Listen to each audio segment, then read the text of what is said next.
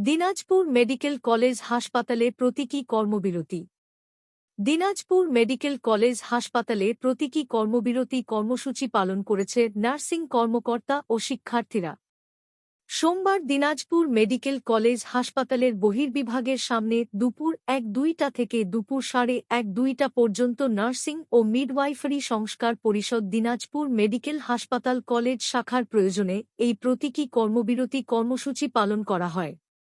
এ সময় তারা বুকে লাল ব্যাজ ধারণ করে।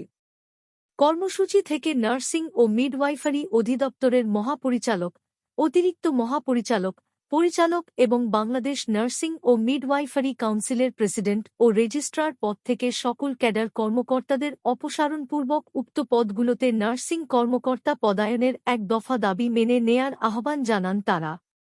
এ সময় আন্দোলনকারীরা জানান, দ্রুত আমাদের দাবি মেনে নেয়া হোক।